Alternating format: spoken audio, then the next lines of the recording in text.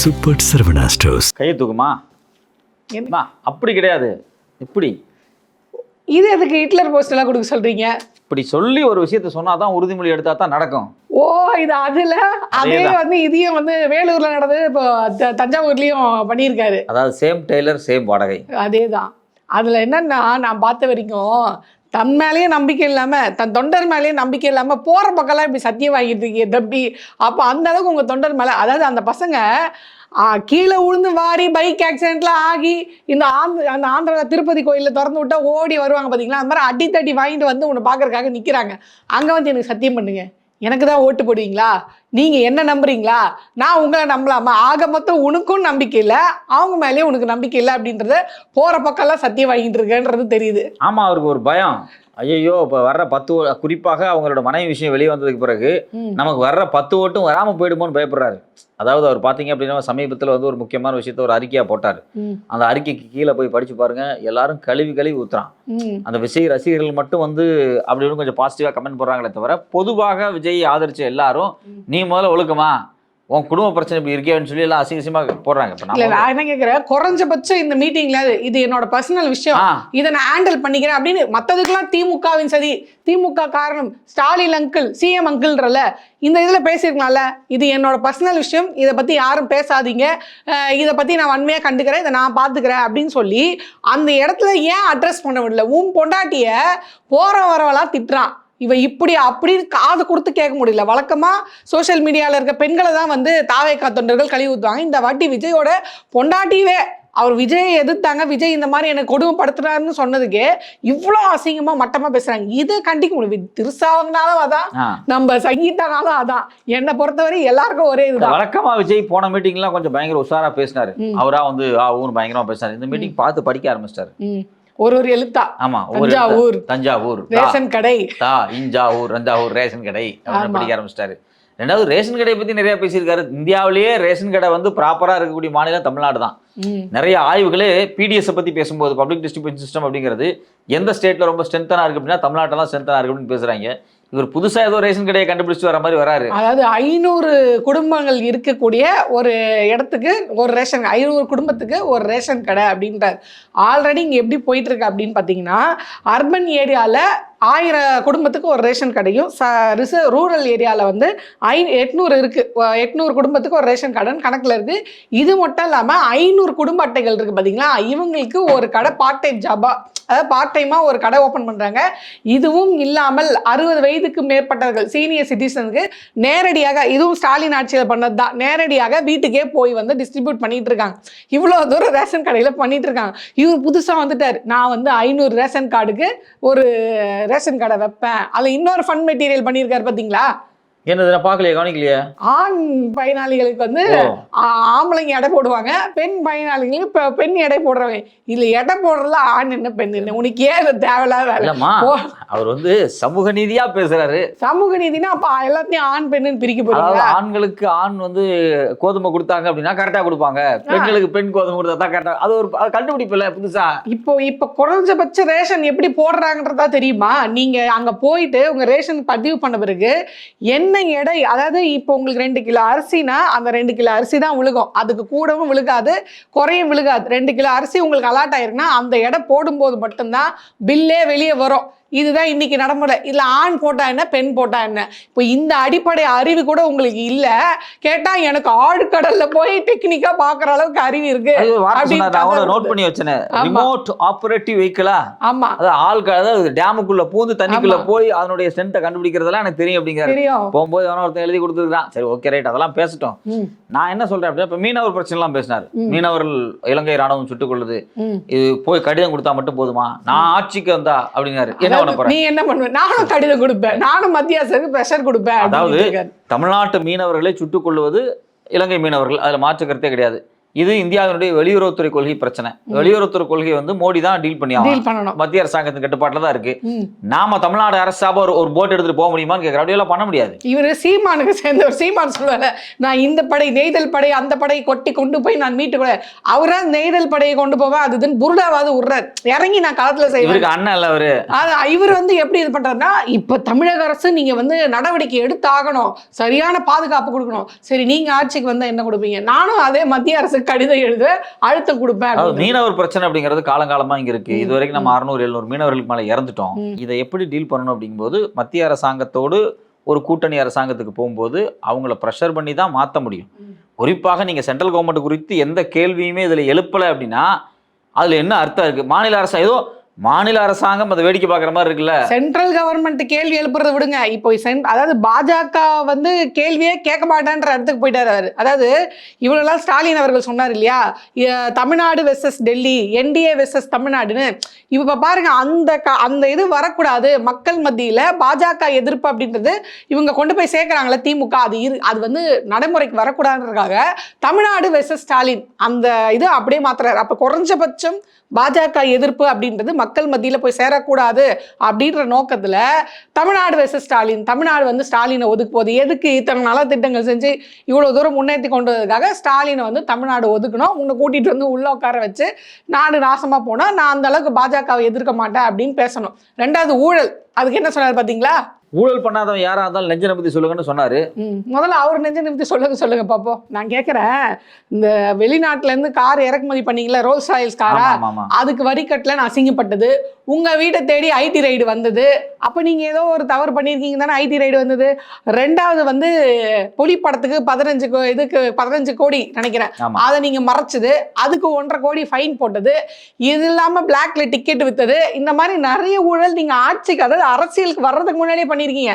இதை விட ஹைலைட் என்னன்னா, தாவேக்கால இருக்கக்கூடிய பெண் நிர்வாகி நினைக்கிறேன், அவங்க ஹாஸ்பிட்டல்ல படுத்துமே நீங்க சொல்லிட்டு இருக்காங்க, இந்த அநியாயம் நடக்குதுங்க தாவேக்கால, லட்சக்கணக்கில் நம்ம பணம் கட்டினா மட்டும் தான் சீட்டுன்றாங்க, எங்க இடத்துல இன்னொரு பொண்ணை கொண்டு வந்துட்டாங்க, நான் இருக்கும்போதே சொல்றாங்க இந்த மாதிரி என்ன நீ உன் இடத்துல வருவா, ஏன்னா உன்னை விட அதிகமா பணம் கொடுத்துருக்கா அப்படின்னு சொல்றாங்க. இதுக்கெல்லாம் காரணம் புசி ஆனந்த்னு அந்த பொண்ணு வெளிப்படையாவே பேட்டி கொடுக்குது. இந்த நிலைமையில இருக்கு உங்க லட்சணம், உங்க கட்சியோட லட்சணம். இன்னும் உங்க எந்த பவருமே வரல, ஒரு கவுன்சிலர் சீட்டு கூட கிடையாது.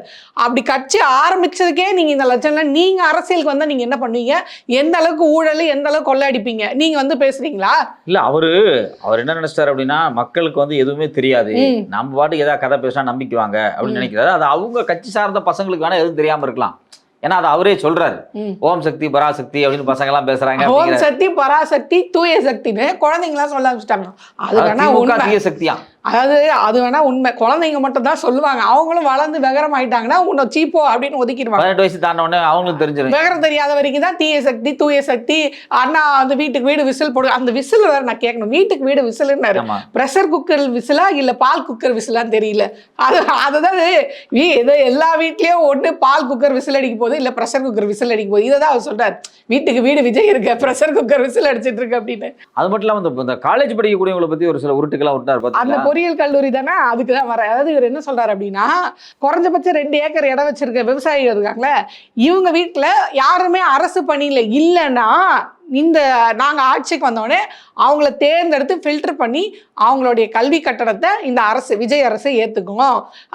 அதுவும் வந்து என்ன பார்த்தீங்கன்னா, குறிப்பா பொறியியல் கல்லூரி இருக்கு பார்த்தீங்களா, அவங்களுக்கு. அதாவது இப்போ என்ன நடைமுறையில் இருக்குன்றதே தெரியாம யாராவது பிரிண்ட் அவுட் போட்டு கொடுத்தா அதை வந்து பேசுறது.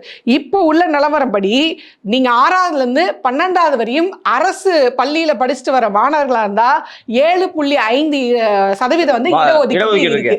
அது மட்டும் இல்லாம அவங்களுக்கு கல்வி, அது மட்டும் இல்ல விடுதி, போக்குவரத்து செலவு அரசே இருக்குது. ஆக ஆல்ரெடி இப்படி ஒரு இது இருக்கு. உன்ன மாதிரி வந்து 2 ஏக்கர் வச்சிருக்காங்களா, 5 ஏக்கர் வச்சிருக்காங்களா, 4 ஏக்கர் வச்சிருக்காங்களா, விவசாய குடும்பமா இல்ல தறி நெய்றவங்க குடும்பமா இல்ல கொளுத்து வேலை செய்யற வீட்டு குடும்பமா பார்க்காம நிலைமை இல்லாதவங்க. அதுதான் சொல்றேன், நீ விவசாயிகளை வந்து ஏதோ தஞ்சாவூர் விவசாயிகளை டார்கெட் பண்ணணும்னு பேசுற. அப்ப விவசாயிகள் மட்டும் தான் கஷ்டப்படுறாங்களா? இப்போ கட்டட வேலை செய்யறவங்க கஷ்டப்படுறாங்க, தறி ஓட்டுறவங்க எல்லாருக்குமான அரசா இருக்கு. நீ சும்மா மேடைக்காக தஞ்சாவூர் அதனால விவசாயியை கான்சென்ட்ரேட் பண்ணி பேசுற மாதிரி உன்ன மாதிரி கிடையாது. இந்த அரசு என்ன சொல்லுதுன்னா, நீ கவர்மெண்ட் ஸ்கூல்ல படிக்கிறியா, இதுல மூலியமா பாருங்க கவர்மெண்ட் ஸ்கூல்ல ஊக்குவிக்கிறாங்க, நீ அரசு பள்ளியில சேர்ந்து படி, அப்போ உனக்கு பொறியியல் கல்லூரி படிக்கும்போது உனக்கு நாங்க இத்தனை ஸ்காலர்ஷிப் கொடுக்குறோம். இதை விட இன்னொன்று என்னன்னா, நீங்க ஃபர்ஸ்ட் ஜென்ரேஷனா பாஸ் பண்ணி வரீங்களா, நீங்க பொறியியல் கல்லூரி சேர்ந்து படிக்கிறீங்களா, உங்களுக்கு அந்த டியூஷன் இருக்கு பாத்தீங்களா, ஸோ கல்வி கட்டண சலுகைகள் இருக்கு. இது மட்டும் இல்லாம நீங்க பொருளாதார பின்தங்கிய குடும்பத்துல இருந்து வந்தீங்கன்னா பிஇ பிடெக் படிக்கும்போது சிஎம் உடைய பொது நிவாரண நிதியில இருந்து 50,000 ரூபாய் நிதி உதவி ஆல்ரெடி கொடுத்துட்டு இருக்காங்க. இவர் புதுசா தூக்கிட்டு வந்துட்டார். அதுவும் 2 ஏக்கர் வச்சிருக்கீங்களா, உங்க வீட்டுல யாராவது அரசு பணியில இருக்காங்களா இல்லையா, அப்ப ஃபில்டர் பண்ணுங்க. அதுல இருந்து வர குழந்தைக்கு நம்ம வந்து இலவசமா கல்வி கட்டணம், அந்த கல்வியை மட்டும் நாங்க ஏத்துப்போம். அப்ப அந்த புள்ள எங்க தங்கி சாப்பிடும்? இப்ப தஞ்சாவூர்ல படிக்கிற புள்ள ஒரு சென்னை காலேஜ்ல வந்து படிக்குதுன்னா அந்த புள்ள எங்க தங்கும்? அந்த பையன் எப்படி போயிட்டு வருவான்? இப்போ இதெல்லாம் நீ கண்ணுக்கு கணக்கு எடுத்துப்பட்ட நீ வந்து அந்த இடத்துல அந்த ஸ்பாட்ல அங்கே இருக்கவங்கள வந்து கன்வின்ஸ் பண்ணுறதுக்காக பேசுகிற. ஆனால் இங்கே நடக்கக்கூடிய அரசு அப்படின்றது மக்களுக்கு என்ன வேணும், அவன் படிக்க மட்டும் வந்தால் போதுமா, அவன் தங்குறதுக்கு வேணும், சாப்பிட்றதுக்கு வேணும், போயிட்டு வர்றதுக்கு வேணும்னு எல்லாத்தையுமே யோசிச்சு இங்கே வந்து வேலை பண்ணிட்டு இருக்காங்க. இவனை தூக்கிட்டு வந்துட்டாரு. நான் என்ன கேட்குறேன், ஏதாவது நல்ல திட்டங்கள் இருந்தால் சொல்லுங்க அவர்கிட்ட. நான் விஜய்கிட்ட சொல்லுவான், இங்க பாருங்க நீங்க வந்து திமுக எதிர்க்கிறோம், நீங்க ஆட்சி அதிகாரத்துக்கு வரணும்னு ஆசைப்படுறீங்கன்னா ஒன்றும் தப்பு இல்லை, யார் வேணாலும் ஜனநாயக நாட்டில் தேர்தல் நின்று ஆட்சி அதிகாரத்துக்கு வரலாம். நல்ல திட்டங்களா 4 திட்டங்களை சொல்லி மக்கள் எல்லா திட்டங்களும் செஞ்சுட்டு இருக்காங்க. புதுசா ஏதாவது சொல்லு. எல்லாத்தையும் செஞ்சுட்டு இருக்கும் போது நான் புதுசா என்ன சொல்ல முடியும்? அதே சொன்னதே திருப்பி சொல்றது. அதாவது பொது அமைதி இல்ல, சட்டம் ஒழுங்கு சரியில்லை, பெண்கள் பாதுகாப்பு இல்ல, ஊழல் அப்படின்னு அரைச்சமாவே அரைக்கிறது. இது பத்தாவதுக்கு இப்ப லேட்டஸ்டா விஜய் தரப்புல இருந்து என்ன இருக்குதுன்னா, இப்ப சன் டிவி நியூஸ் 7 இருக்கு பாத்தீங்களா, இப்ப நம்ம காலத்துலலாம் இந்த ஊர் பக்கம் போனீங்கன்னா இந்த ஷாம்பு, அதுக்கு சோப்பு, பிஸ்கெட் பாக்கெட்ல டூப்ளிகேட் போடுவாங்க. அந்த மாதிரி இவங்க சோசியல் மீடியாக்குள்ள உட்காந்துட்டு சன் நியூஸ், சேட்டலைட் மீடியாவை டூப் போடுறாங்க. அதுல இவங்களுக்கு ஃபேவரட் நியூஸ் வந்து இது பண்ணாங்க. இதை வந்து இப்ப கண்டுபிடிச்சிட்டாங்க. இதுலயுமாடா டூப் அடிப்பீங்க, அதுவும் டெக்னாலஜி இவ்வளவு வளர்ந்துருக்கு, உங்களுக்கு மட்டும் தான் டெக்னாலஜி தெரியுமா, எங்களுக்குலாம் டெக்னாலஜி தெரியாதா அப்படின்ற மாதிரி கண்டுபிடிச்சு அதுக்கு வந்து கண்டனமும் தெரிவிச்சிருக்காங்க. இப்ப சரி, முக்கியமான விஷயம் நான் என்ன பார்க்குறேன் அப்படின்னா, இன்னைக்கு தஞ்சாவூர் கூட்டத்தில் நிறைய வீடியோக்கள் வெளியே வந்துச்சு, எல்லா டிவியும் போட்டிருந்தாங்க. ரோட்ல ஒரு பெரிய ஆக்சிடென்ட் வழக்கமா நடக்கிறது தானே. அதே மாதிரி அந்த கூட்டத்தை, அந்த மைதானத்தை உடைச்சிக்கிட்டு ஓடுறாங்க. இன்னொரு பக்கம் பார்த்தீங்க அப்படின்னா, கூட்டம் நடக்கிறதுக்கு இந்த பக்கம் காடு தோட்டம், விளைநிலங்கள், அந்த விளைநிலங்களுக்குள்ள பூந்து அது குதிச்சு அந்த இது ஏறி குதிச்சு போறாங்க. நான் நினைக்கிறேன் அதே இங்க மோசமா நடந்திருக்கு. நான் நினைக்கிறேன் விளைநிலத்தை சீரழிக்கிறான் உன் தொண்டன் இந்த கட்சி கூட்டத்துல வந்து அட்டன் பண்றதுக்காக நீ எப்படி விவசாயத்தை காமிக்க போற? கட்சி தொண்டன் ரோட்ல விழுந்து கிடந்தாலே பிரச்சனை கிடையாது. நான் பாட்டு போயிட்டே இருப்பேன். ஐயா, பெத்த புள்ள, பொண்ணு, பொண்டாட்டி, அப்பா, அம்மா இவங்களை பத்தியே அக்கறை இல்ல. உலகத்துல ஒருத்த எதுக்கு ஓடி ஓடி சம்பாதிப்பான்? குடும்பத்துக்காக தான். என் பிள்ளைங்களுக்காக நான் சம்பாதிக்கிறேன்னு தான் ஓடுவான். மற்றதெல்லாம் அப்புறம் தான். அவனுக்கு பெத்த பிள்ளைங்க தான் எல்லாமே. எவனா இருந்தாலும் சரி, அது வந்து இவன் குடிக்காரன், ஆகாவலி, அது இதுன்னு கூட தான் பிள்ளையோட எதிர்காலம்னும் போது அங்கே வந்து நிற்பான். ஆனால் நீ அப்படிப்பட்ட பிள்ளைகளே நடுத்தெருவில் விட்டா மாதிரி விட்டுட்டு கை கழுவி விட்டுட்டு அவங்க பாட்டு அவங்க வேலையை பார்த்துட்டு இருக்காங்க. இவரா வந்து தொண்டர்களை பத்தி கவலைப்பட போறாரு, அதுவும் விளைநிலங்களை பத்தி கவலைப்பட போறாரு. ரொம்ப வேதனையா இருக்கு. அதாவது இவ்வளோ அந்த இளைஞர்கள் ஓடுற வீடியோக்களை பார்க்கும்போது, அந்த இளைஞர்கள் அடிபட்டு கிடக்கிற வீடியோக்கள் பார்க்கும்போது உண்மையிலே தார்மீகமா நமக்கு ஒரு வருத்தம் இருப்பா. திமுக வந்தாப்பா கூட்டம் நடத்துது, அதிமுக வந்தாப்பா நடத்துறாங்க, நாம் தமிழர் நடத்துறாங்க, ஒரு மாநாடு நடத்தி காமிச்சிருக்காங்க. எல்லாரும் நல்லா தானப்பா பேரிகேட்டை உடைச்சிட்டு வராங்க பாத்தீங்களா? அந்த அளவுக்கு கூட்டம் கூட கிடையாது. புரிய மாட்டேங்குது. திருப்பதியில திறந்து விடுவாங்க பாத்தீங்களா, அந்த மாதிரி ஒரு கூட்டம் தான் அது. அவங்க கூட திருப்பதியில ஏழுமலையான பாக்குறது கூட அந்த அளவுக்கு படம். இவர் வந்து ஒரு தெய்வ மனநிலையில கொண்டு போய் வச்சு கட்டுக்கடங்காத கூட்டமா பரவாயில்ல. அது வந்து ஒரு கூட்டமா இருக்கு. அதாவது 1 மணி நேரம் லைன்ல விட்டு அழகா உள்ள போயிடலாம். வேணும்னா விஜய்க்காக பில்டப் பண்றது. கூட்டம் அலம் மோதுது, அதை மேல இருந்து டாப் ஆங்கிள் பண்றாங்க. கூட்டமே இல்ல, ரோட்ல லைனா கார் நிக்குது, இதுல இந்த லைன் வருது, அவ்வளவுதான். இந்த எதுக்கு இந்த ஏதோ, அதாவது நான் திருப்பி ஏன் திருப்பதி சொல்றேன்னா, அங்க என்ன பண்ணுவாங்கன்னா அடைப்பாங்க, அடைச்சு மக்களை சேர்த்து நிறைய அந்த கூட்டம் நெரிசல் இதுவான பிறகு திறந்து விடுவாங்க. அப்ப நம்ம பாக்குறவங்க வெளியே எவ்வளவு கூட்டம்பா அப்படின்னு. ஆனா அந்த லைன் போயிட்டே இருந்தா அந்த கூட்டமே தெரியும். அந்த மாதிரி வேணும்னே கூட்டத்தை சேர்த்து அந்த இதை திறந்து, இதுக்கு என்ன சொல்லுவாங்க தெரியுமா? தமிழ்நாடு அரசு சரியில்லை, அதாவது திமுக அரசு சதி, காவலர்களை வச்சு இந்த மாதிரி இது பண்றாங்க, திறந்து விட்டா நாங்க வந்திருப்போம், இது காவல்துறையோட சதி அப்படின்வாங்க. இவங்களே டைம் கேட்டு வாங்குவாங்க, காவலர்கள் சதி அப்படின்வாங்க. போன மாட்டி இது பண்ணாங்க. அதுல இன்னொரு ஹைலைட் என்னன்னா, நீட் தேர்வை ரத்து பண்றேன்னு சொல்லி திமுக வந்துச்சு, இப்ப ரத்து பண்ணாங்களா அப்படின்னு கேக்குறாங்க. நான் இன்னொரு கேள்வி கேட்கிறேன். அதாவது ஸ்டாலின் அவர்கள் ரொம்ப தெளிவா சொன்னார், நான் அதுவும் சட்டமன்றத்திலே சொன்னார், ஆமாங்க நாங்க நீட் தேர்வு ரத்து பண்றோம் சொன்னோம். எப்ப சொன்னோம்? அதாவது காங்கிரஸ், அதாவது எங்க கூட கூட்டணியில ஆட்சி பிடிச்சா மத்தியில அவங்க, மாநிலத்தை நாங்க, அதனால நாங்கள் சொல்றதை அவங்க கேட்க போறாங்க.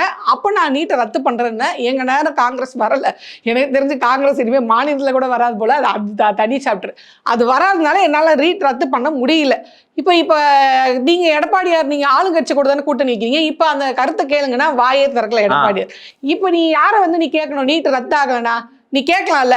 ஏங்க எடப்பாடியார், நீங்க தான் வந்து பாஜக கூட கூட்டணி வைக்கிறீங்க, நீங்க வந்து சொன்னா அவங்க கேட்பாங்க. இப்போ இந்த கூட்டணி காரணம் காமிச்சாது நீட்டை ரத்து பண்ண வேண்டியதுன்னு எடப்பாடியாரை பார்த்து ஏன் ஒரு கேள்வி கூட கேட்கல?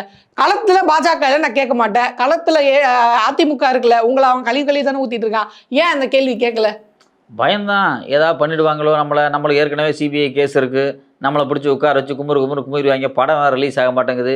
அதாவது நீ இப்போ ஆட்சி அதிகாரத்துக்கு வரணும்னு ஆசைப்படுற, சிஎம் ஆகணும்னு ஆசைப்படுற, ஆனால் உன்னுடைய சொந்த பிரச்சனைக்காகவே போராட நீ வந்து திராணி இல்லாத ஒரு ஆளாக இருக்க. ரெண்டாவது, நீட்டு பிரச்சனையை பொறுத்த வரைக்கும் நீ போய் நீட்டு அடித்தாயம் இருந்தப்போ வீட்டுக்கு போனீங்க வந்தீங்க, அதெல்லாம் இருக்கட்டும். இப்போ நீட்டு மாணவர்களுக்கு மிக மோசமான பாதிப்பு. மத்திய அரசாங்கம் நீட்டா காலி பண்ற மாட்டேங்குது. நீங்க என்ன பண்ணீங்க? ஒரு பெரும் போராட்டம், தமிழ்நாடு முழுக்க இவ்வளவு இளைஞர்கள் இருக்காங்கல்ல. சரி, உங்க ஜனநாயகன் படத்துக்காக இந்த இளைஞர்களை பக்கம் பக்கமா ட்விட்டர்ல ட்விட்டு போட வைக்கணும், ஃபேஸ்புக்ல எழுத வைக்கணும், நீட்டை தூக்கி திருப்பி விடுங்க. அந்த மாணவர்கள் மொத்தமா நீட்டுக்கு எதிராக போராட்டத்தை துவங்கிடுங்க. எப்பா தாவேகா சார்பா ஒரு பெரிய போராட்டத்தை போடுப்பா. நீட்டால இத்தனை மாணவர்கள் வேணாமா? நான் பைக் எடுத்துக்கிறேன். யாரு? விஜய் சொல்றாரு, நான் ஒரு பைக் எடுத்துட்டு தமிழ்நாடு முழுக்க நீட் ஒழிப்பு பேரணியா போறேன். கேட்டை விட்டு வெளியே வருங்க, அப்புறம் பைக் எடுத்துட்டு போவோம். ஒருவேளை காங்கிரஸ் கூட கூட்டணி வச்சா போவாரோ ராகுல் போய் சொன்னா, அண்ணன் பாத்தீங்களா ஒரு நாள் வெளியே வந்ததுக்கு இவ்வளவு பேர் ஆக்சிடென்ட் ஆகுது, ஜனம் வந்தாருன்னா பயங்கரமா, ஜனம் வந்தா ஒன்றும் ஆகாது, 10 நாள் உன்னை பார்த்துட்டு இப்படிதான் இருக்கானா, சரி விடு அப்படின்ட்டு போயிடுவாங்க. ஸோ அந்த இமேஜை பில்டப் பண்ணி அப்படியே வந்து பத்திரப்படுத்துறதுக்காக இந்த வேலையை பார்க்குறாரு. பார்ப்போம், நம்ம தலையெழுத்து இது மாதிரி கூட்டங்கள் எல்லாம் கண்ணில் பார்க்க வேண்டியதா இருக்கு. அதுக்கு வீடியோ பேச வேண்டியதா. அப்படி இல்ல, நம்மளும் பேசாம போயிட்டோம்னா இந்த கட்டுக்கதையெல்லாம் உண்மன் மக்கள் நம்பிட்டு இருப்பாங்களா? இவ்வளவு தூரம் இவர் பேசுறது போய், தாவேகா சார்பா பரப்பப்படுகிற அனைத்துமே பொய் செய்திகள். விஜய் பேசுவதும் பொய். அவர் எழுதி கொடுத்து அப்படியே பேசுறாரு. இந்த வாட்டி அவர் படிச்சு காமிச்சிருக்காரு, பேச கூட இல்ல, படிச்சு காமிச்சிருக்காரு. அதுலயும் வந்து கடைசி இந்த வீடியோவோட முடிவுல நான் சொல்றேன், அவர் முடிச்சு வச்சார்ல, அது மாதிரி சொல்றேன், தஞ்சாவூர் நெஞ்சில் குடியிருக்கும் தஞ்சாவூர் மக்களே அப்படின்னு நான் கூட கேட்டேன், மற்றவங்களாம் வந்து காலி பண்ணிட்டீங்களா? தஞ்சாவூருக்கு போனோடனே தஞ்சாவூருக்கு வாடகை விட்டீங்களா? உடனே அடுத்து நெஞ்சில் குடி இருக்கும் வேலூர் மக்களே. என்னடா தஞ்சாவூர்ல வந்து வேலூர்ன்றாரு, தொகுதி பங்கிடுறத தப்பா புரிஞ்சுக்கிட்டாரா? இருக்கும் காட்பாடி மக்களே அப்படிமாரு. அதுக்கு சொல்றாரு, இல்ல நான் வேலூர்ல சொல்ல மறந்துட்டேன், அதனால இங்க வந்து சொல்றேன். ஒரு நன்றி சொல்றதையே நீ வந்து மாவட்டத்துக்கு மறக்கிற. நீ முதல்வராகி தமிழ்நாடு நல்லா இருக்கணும், இதை நாங்க நம்பணும், நம்பினாதான் சோறு போடுவோம் நாங்க, அதனால நம்புனேன். அப்போ நீ அடுத்தடுத்த கூட்டம் எங்க நடக்க போகுதுன்னு